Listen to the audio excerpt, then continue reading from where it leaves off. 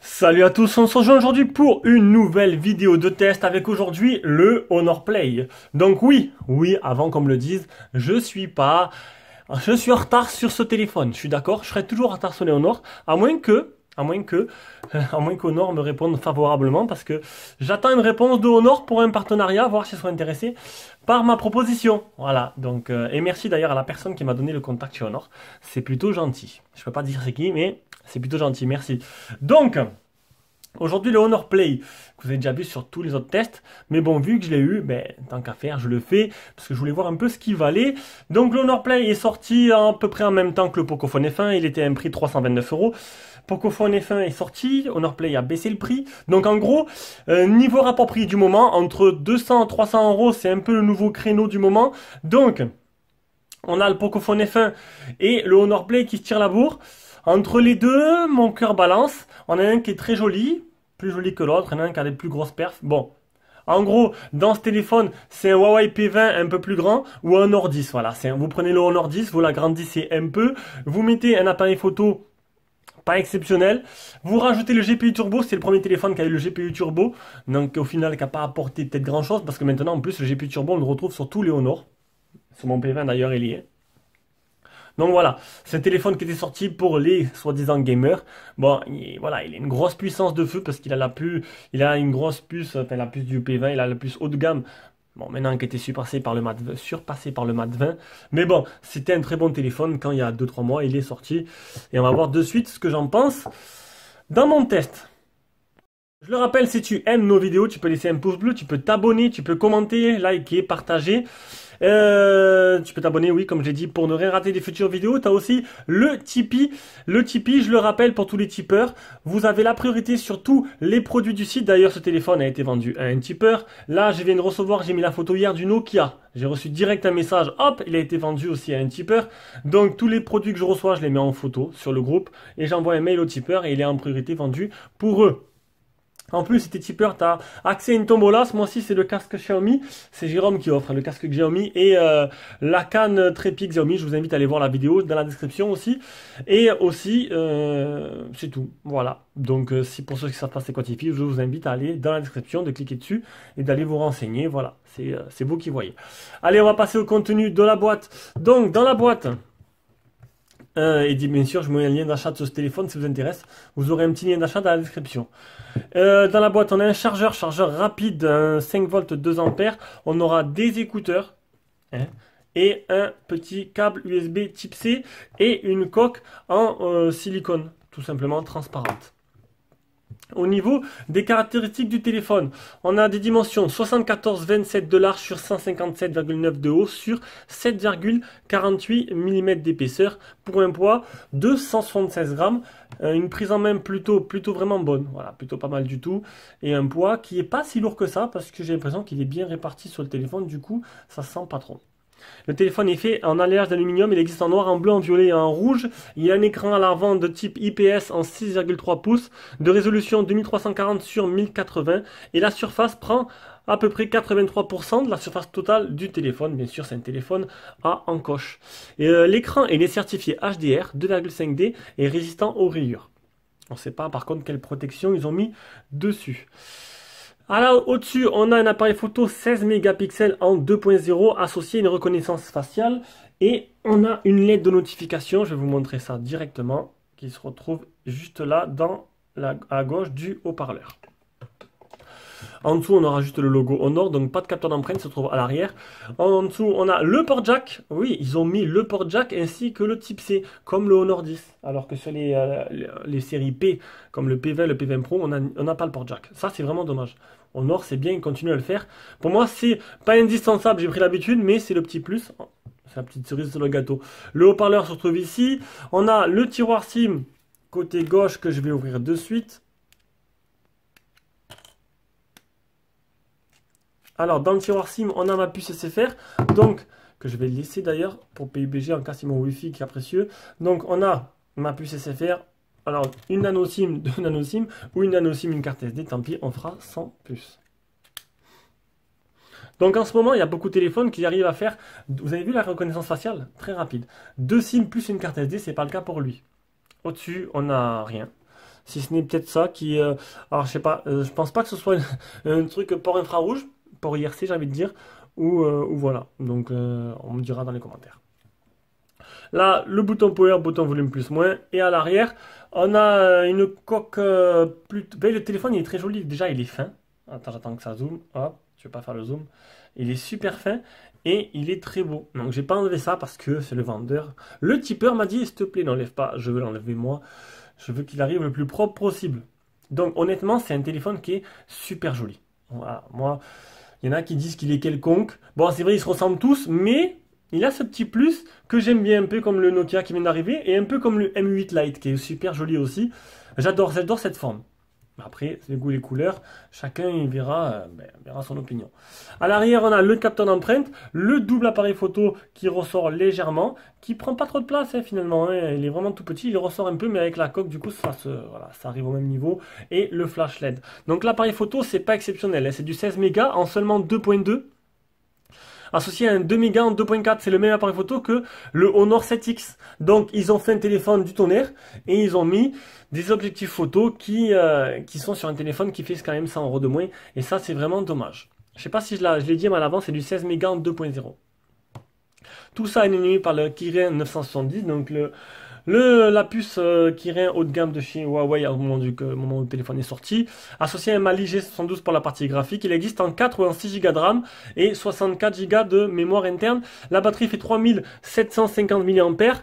Il a le Bluetooth 4.2 et pour les bandes, il manque la B28 pour mon modèle parce que c'est un modèle, j'ai pas regardé si le modèle européen avait la B28. Ça, c'est un modèle qui vient de Chine. Donc il a pas la B28, mais je sais qu'il a la B20 et c'est une 4G de catégorie 18. On va passer à l'écran, donc l'écran ça va être très rapide, un écran plutôt joli, même très joli, j'ai envie de dire, 6,3 pouces en 1080 soit 2340 et qui prend 83% de la surface totale du téléphone. Il a des bordures assez fines, il réagit très bien et là-dessus, bon, vous n'aurez pas de problème sur l'écran, là-dessus il n'y a pas de souci. Honor a fait du bon boulot. Donc on va directement passer à la partie logicielle. La partie logicielle, donc, c'est la surcouche de Huawei EMUI, ça s'appelle. C'est un fork, on va dire. Enfin, un fork. Alors, je dis plus fork parce qu'il y a quelqu'un qui va me dire fork, ça veut dire ça. Donc, ils m'ont dit, ah, je suis pro informatique, c'est pas bien ce que tu dis. Donc, voilà. Je dis que c'est la ROM, voilà, l'interface et EMUI. C'est l'interface de chez Huawei qu'on retrouve sur tous les Huawei. D'ailleurs, je vais faire le phone tester. Alors, l'accéléromètre, les capteurs de téléphone sont l'accéléromètre, le gyroscope, champ magnétique, la boussole, le capteur de lumière, le capteur de proximité qui se retrouve là. On va tester le capteur d'empreinte, donc il marche extrêmement rapidement, là-dessus il n'y a pas de problème. Et on va faire aussi le capteur d'empreinte, le visage, vous avez vu, hop, ça déverrouille instantanément. Donc, ça marche plutôt du tonnerre. On va faire le OTG de suite. Allez, hop. Donc normalement c'est une formalité, il devrait faire OTG, voilà, donc il fait bien OTG. Donc maintenant on va passer aux captures d'écran, car j'ai pas mal de choses à vous montrer. Donc le Antutu déjà 209 705 points, donc c'est sûr c'est en dessous des Snapdragon 845, c'est plutôt pas mal quand même, hein. C'était la puce, comme j'ai dit, la plus puissante de Huawei au moment de sa sortie. Là, alors là, bon, tous les téléphones Huawei, que ce soit le P20, le P20 Pro, tous les tests de stress, ils étaient exceptionnellement hauts. Donc là, 49 degrés, c'est une vraie bouillarde le téléphone. Donc j'ai fait le Antutu et derrière, j'ai enchaîné par le test de stress. J'aurais peut-être pas dû, mais bon. Si, en fait, si, pour vous montrer que le téléphone, il monte à 49 degrés quand vous le sollicitez pas mal. Donc je pense que l'été, ça doit faire pas mal dans les mains. Pas mal chaud. Les Geekbench 1899, 6778, le deuxième Geekbench, ça on va passer, hop, je suis parti. Netflix, Amazon, Amazon Prime et tout marche très bien. En L1, voilà, en L1, ça faisait longtemps que j'ai pas un téléphone en L1, ça veut dire qu'ils marcheront en HD. Le test SD Bench, vitesse d'écriture et de lecture de la RAM et de la RAM interne, dans ma canal marche très bien. La batterie qui est donnée pour 3750, j'ai mesuré à 3335, donc c'est plutôt correct. Le test batterie de 1953, c'est un 10 touches l'écran. La ROM est propre, aucun malware. Le PC marque. Alors ça, c'est pour vous montrer, donc je vous montre maintenant, mais après on reviendra ça après dans la partie photo. Donc c'est pour vous montrer en fait l'intelligence artificielle est inclue dans le téléphone, comme tous les derniers Huawei d'ailleurs. Et pour vous montrer, voilà, là j'ai pris une photo de nuit, c'est mis directement en cliché nocturne. Il y a une boutique de thèmes où on peut modifier, personnaliser. Alors c'est tout séparé, les fonds d'écran, les icônes, vous pouvez mélanger tout ce que vous voulez, c'est plutôt pas mal. Une suite logicielle nettoyage, gestion flux de données, interception des appels, reste 30%, bon ça, la batterie, notification et analyse antivirus. Application jumelle, c'est pour cloner deux applications, avoir deux comptes Facebook ou deux comptes Messenger. Résolution de l'écran, donc ça c'était sur le P20, c'est plutôt bien, ça permet de mettre, moi j'ai mis résolution intelligente, donc il s'adapte. En suivant ce que vous faisiez, il vous met ou en 720p ou en Full HD, ou en Full HD+, ou en 720p+. Modèle et température, vous pouvez choisir les couleurs et le contraste. Confort des yeux, c'est une teinte rougeâtre qui apparaît à partir pour moi de 21h. Je l'ai programmé à 21h jusqu'à 7h du matin. Ça permet de pouvoir ne pas avoir. C'est à l'effet de ne pas vous empêcher de dormir le soir si vous voulez vous coucher. Pour ceux qui prennent le téléphone dans leur lit. Ça, c'est pour cacher l'encoche. Pour ceux qui n'aiment pas l'encoche. Moi, l'encoche, je trouve ça pas dégueulasse. C'est sûr que je préfère la goutte d'eau comme il faut maintenant. C'est sûr, c'est mieux. L'empreinte digitale, alors il y a pas mal d'options qui sont associées à l'empreinte digitale, prise de photos, prise d'appel, annulation d'alarme, affichage des points de notification, visionnage de photos. Un espace privé, si vous voulez me protéger par code, si vous voulez avoir un espace protégé dans votre téléphone pour y mettre des photos un peu coquines ou tout ce que vous voulez. Un coffre-fort, pareil, pour y crypter, il faut c'est le même style, les mêmes styles, sauf que l'espace privé, c'est peut-être... hop, je suis parti trop loin. Donc c'est l'espace privé, c'est plus un espace avec vos applications plutôt, et là c'est un coffre-fort pour cacher des trucs. Par mot de passe, c'est une mode à une main pour réduire l'écran pour si vous trouvez le téléphone trop grand. Bon, le truc ça c'est inutile, jamais servi, peut-être qu'il y en a qui s'en servent. Contrôle par mouvement, donc retourner, ça coupe le son, soulever. Alors ça c'est bien soulever parce que regardez. Alors, je pose le téléphone, je le prends dans les mains, hop, je le soulève, et ça se déverrouille tout seul. Et ça c'est plutôt bien. Hop, ça change du double tap. Voilà. Bon, par contre, des fois, quand vous vous promenez avec le téléphone à la main, il va tendance à s'allumer un peu tout seul. On peut pas tout avoir. Bien. Hop, j'étais là. On continue avec les commandes vocales. Donc, je n'ai pas activé, jamais testé d'ailleurs. C'est commandes vocales de chez Huawei. Alors que bon, vous pouvez ça avec Google, vous avez Google déjà dedans, c'est plutôt sympa. Navigation système. Alors, si vous parlez gestures, ou avec une touche de navigation unique, ou avec les touches normales. Alors, les gestures, c'est exactement les mêmes gestures de Xiaomi. Ça m'a fait bizarre au début. Donc, tout simplement, je vous montre le retour. Non, mais là, si je vais pas dans un truc. Alors, vous faites comme ça, vous avez le multitâche. Comme ça, vous avez le retour. On va retourner dans le multitâche. Non, le retour au menu principal. Et le retour normal, c'est juste comme ça. Hop, ou à côté gauche, ou à côté droit. Exactement comme Xiaomi. Et j'ai pris... bon, le seul bémol que je veux dire, c'est quand vous écrivez les messages trop vite, quand vous tapez sur le A ou le dernier chiffre là, des fois, il a tendance à faire un retour tout seul. C'est le seul truc que je peux dire. Un petit bémol. Le GPS test nickel, 3 mètres de marge, 19/25 satellite fixé. Alors ça, pareil. Voilà, ciel nuageux, il a reparé qu'il y avait des nuages, il s'est mis automatiquement en ciel nuageux. C'est comme quand j'ai pris en photo, vous allez voir. J'ai voulu prendre en photo ça, il m'a mis panda. Ça, c'était assez rigolo. Ah ben voilà, panda. Voilà, il a repéré le petit Mickey, il m'a marqué panda, il s'est mis en mode panda. Alors je sais pas, il y a un mode panda en Chine, quand quoi il reconnaît un panda, il ajoute les lumières. C'est marrant. Et on arrive au test de batterie. Alors j'ai utilisé le téléphone 4 jours, 3 jours intégralement comme téléphone principal. Alors, premier jour, 3 heures sur le téléphone, 11 minutes d'appel, 44% utilisé en 14 heures, une journée complète. Deuxième jour, 3h19 sur le téléphone, 8 minutes d'appel, 48% utilisé en 14 heures. Et troisième jour, 3h26 sur le téléphone, 1 minute d'appel, 50% utilisé en 14 heures. Donc c'est un téléphone qui vous fera 2 jours. Voilà, un jour, 50%. Ça ne peut pas être clair, plus clair que ça. Allez, on passe à la partie photo. Une petite session de jeu sur PUBG. Donc déjà, bon, il n'y a pas de surprise, hein, le jeu tourne extrêmement bien. Vous pouvez voir que comparé à d'autres téléphones, l'encoche est bien pris en compte. Et ça, c'est plutôt pas mal. Donc voilà, le jeu, il n'y aura pas de souci, hein. C'est quand même un téléphone qui est destiné au jeu, qui niveau puissance est au top du top. Donc tous les jeux du Play Store tourneront sans problème. Là-dessus, il n'y a pas de souci. Si on peut trouver quelqu'un... Vous avez vu, c'est fluide, c'est vrai que ça tourne bien, hein. Ah, c'est beau, c'est fluide. Il tourne en performance maximale. Il n'y a pas quelqu'un là?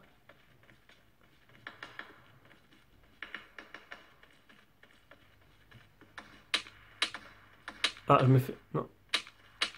Je tire, hein, mais bizarre le bruit de l'arme. Bon non, voilà, c'était juste pour vous montrer ça. On passe directement à la partie audio et vidéo. D'abord, le logiciel photo. Donc on va voir toutes les options. Alors il y a ouverture, objectif avec filtre arrière, AR. Donc c'est pour ajouter des petites conneries dessus. Effet des visages, effet cosplay et tout. Voilà, c'est des petits trucs marrants. On a portrait, on a photo, vidéo et plus. Alors plus, on a pro, ralenti, cliché nocturne, HDR, light painting, panoramique, timelapse, filtre, panorama 3D, 3D caractère, stand de document, filigrane. Alors c'est vrai que l'application est très très complète. Maintenant le petit bémol, parce qu'il y en a. Donc au-dessus, on a le mode dynamique, le mode photo, le retardateur, le mode IA. Alors, le petit bémol que je vais vous dire, c'est que le mode IA sur ce téléphone, il est disponible qu'en 4 tiers. Et moi, j'aime bien... Ah, regardez, mode voiture. Alors, je sais pas, il a vu une voiture et s'est mis en mode voiture, en direct. Donc, le truc, c'est voilà. Donc là, il est bloqué en 4 tiers. On est d'accord? Si j'enlève l'IA, il se met en 18 neuvième parce que j'aime bien avoir des photos plein écran. Je trouve ça plus joli, mais j'ai pas l'IA. Alors que sur le P20, ça marche pas comme ça. Le P20, j'ai l'IA dans tous les modes. Là, l'IA est réservé au mode 4 tiers. C'est le petit truc qui m'a embêté. D'ailleurs, j'ai fait un comparatif. J'ai dû mettre tous les téléphones en 4 tiers pour que ce soit à peu près réaliste. Donc, résolution, du coup, on va enlever l'IA. Résolution, on est il y a 16 mégapixels en 4 tiers ou 10 mégas en 18 neuvième ou en 1.1, 12 mégas. Après, étiquette GPS, ajout de filigrane et tout. Vous avez pas mal d'options dessus. Je ne vais pas y passer 100 heures là. Hop, vidéo. En vidéo, on a jusqu'à du 4K. On a du Full HD+, et on a du Full HD en 60 fps. Pareil, là, il y a la stabilisation vidéo. Je vous ai fait 2 vidéos de nuit avec et sans stabilisation. Si vous voulez la stabilisation, il faut mettre le mode Full HD normal. Si vous mettez 60 fps, il n'y a plus de stabilisation. Voilà. Bah après, le stabilisateur ne marche pas en 4K, il doit avoir le stabilisateur. Non, il ne marche pas. Là, il marche. Il marche avec ce mode aussi, Full HD+. Voilà, voilà.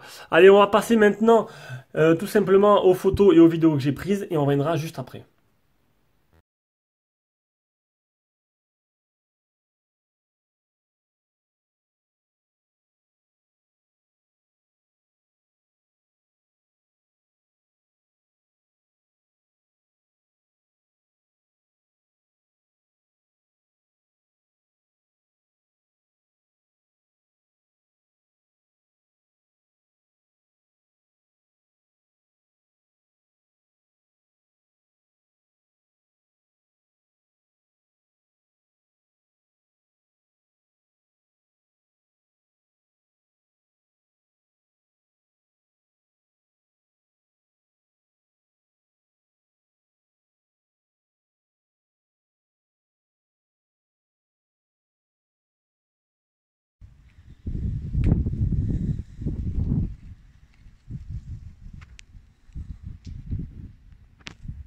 Et on se pèle là les couilles.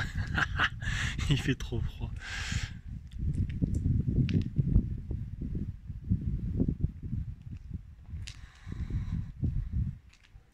C'est plutôt joli. Et vous pouvez voir que la stabilisation fait bien son travail parce que je marche, ça ne bouge pas. Et la même vidéo en 60 fps, toujours en Full HD, mais sans stabilisateur.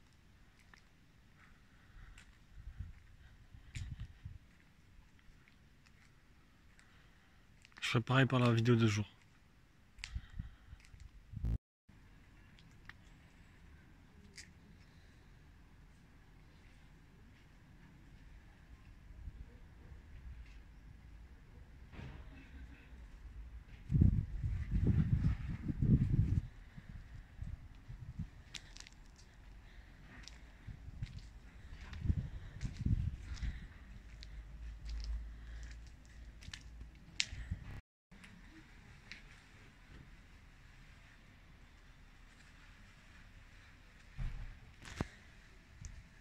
La même avec stabilisateur.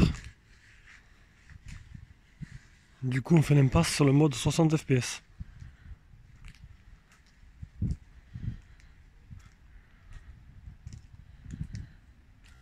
Alors, de retour, donc avec la caméra selfie comme d'habitude.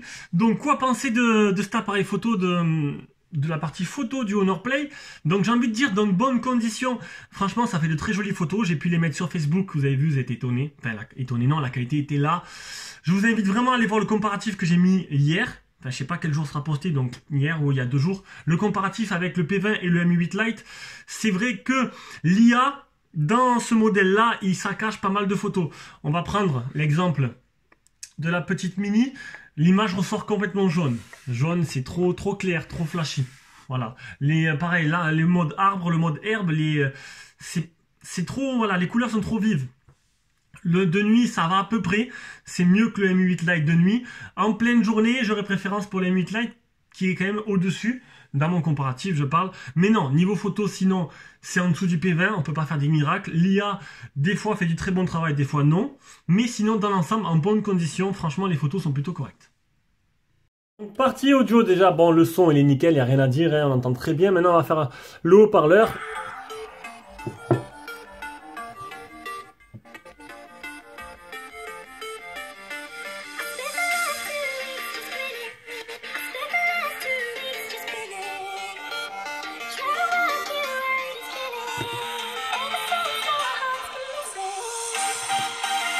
Le son est très bon, ce qui est dommage, c'est que pour un téléphone qui est orienté gaming, qu'il ait qu'un seul haut-parleur. Ils auraient pu mettre un deuxième haut-parleur ici, comme on a vu sur le P20 Pro. Ça, c'est vraiment dommage. Mais sinon, le son, il est plutôt pas mal. On passe maintenant à la partie réseau. Donc, au niveau du Wi-Fi, c'est très bon. Au niveau de la 4G, je vous l'ai dit, il manque seulement que la B28 chère à Free.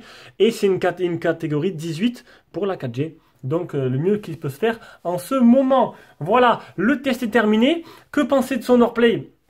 Alors je vous dis honnêtement, c'est un téléphone. Voilà, mon P20, voilà, mon P20, il a fait son temps. Voilà, il est beau, il est magnifique, mais j'ai envie de changer. J'ai envie de changer, voilà. Et je le trouve maintenant, en fait, dès que j'ai eu le Honor Play dans les mains, il est super agréable à utiliser. Il est très bon partout, sauf en photo où il est un peu en dessous. Ça c'est vraiment dommage. Ils auraient pu mettre le même, au moins au niveau du Honor 10. Ça aurait été bien. C'est vraiment là où il pêche. Même s'il fait des bonnes photos. Voilà, je passe d'un P20 à un Honor Play, j'ai pas pu. Voilà, du coup, je me suis orienté vers un Xiaomi Mi 8 qui devrait arriver d'ici 3 semaines. Et du coup, je proposerai mon P20 au tipeur. Allez, je vous fais de gros bisous et on se rejoint pour une prochaine vidéo qui sera le Mi 8 Lite en exclusivité. Parce que je pense que je serai le premier à le mettre sur YouTube, en France bien sûr. Ciao, ciao.